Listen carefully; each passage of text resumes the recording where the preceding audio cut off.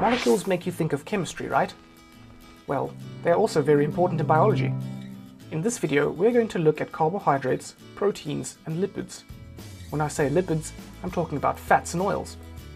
Life processes depend on biological molecules, whose structure is related to their function. Did you know that living organisms are actually made from quite a small group of molecules?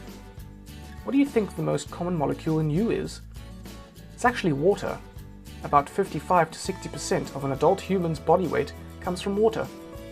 And in some organisms, this can be up to 90%. Your muscles and kidneys are particularly watery, at about 79%, but even your bones are made up of 31% water. Bet you didn't expect that.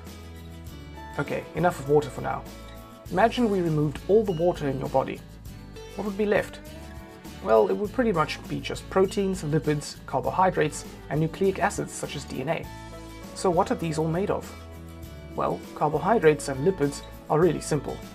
They just contain three elements: carbon, hydrogen, and oxygen.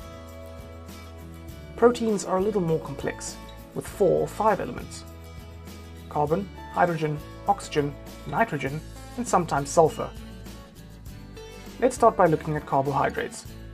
There are 3 main types of carbohydrate: monosaccharides, disaccharides, and polysaccharides.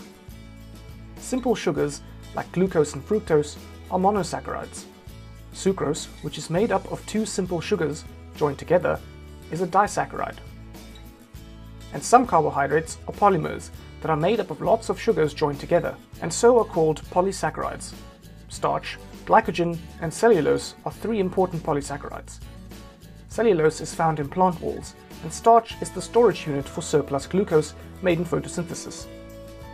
Glycogen is the storage unit used by animals for surplus glucose, and is found in the liver and muscle tissues.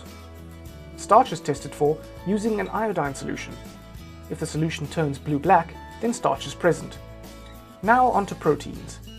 Proteins are also polymers, but whereas in carbohydrates the monomer or repeating unit was glucose, for proteins it's amino acids. The protein then folds up into a complex 3D shape, which is held together by weak bonds. The function of each protein depends on its shape. Because enzymes are proteins and the bonds holding proteins together are weak, this is why enzymes denature above certain temperatures. The bonds are broken and the structure of the protein is changed. There are 20 different amino acids that make up proteins. The order of amino acids varies in different proteins, and so 20 different amino acids means an almost infinite number of different proteins can be made. It is estimated that there are about 50,000 different proteins in the human body alone. You will come across proteins nearly everywhere.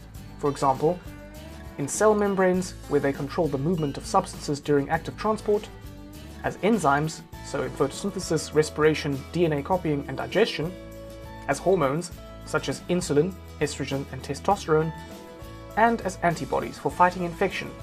So that's proteins and carbohydrates. Let's end with lipids. Many lipids are triglycerides. These have a single glycerol molecule with 3 fatty acid tails attached. Different lipids contain different fatty acids. Triglycerides are a form of dietary fat found in meats, dairy, and cooking oils. The liver also makes triglycerides.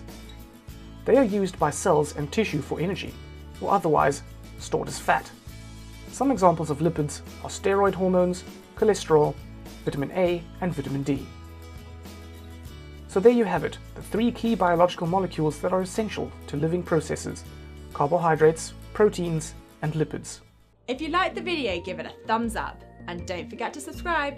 Comment below if you have any questions. Why not check out our FuseSchool app as well? Until next time.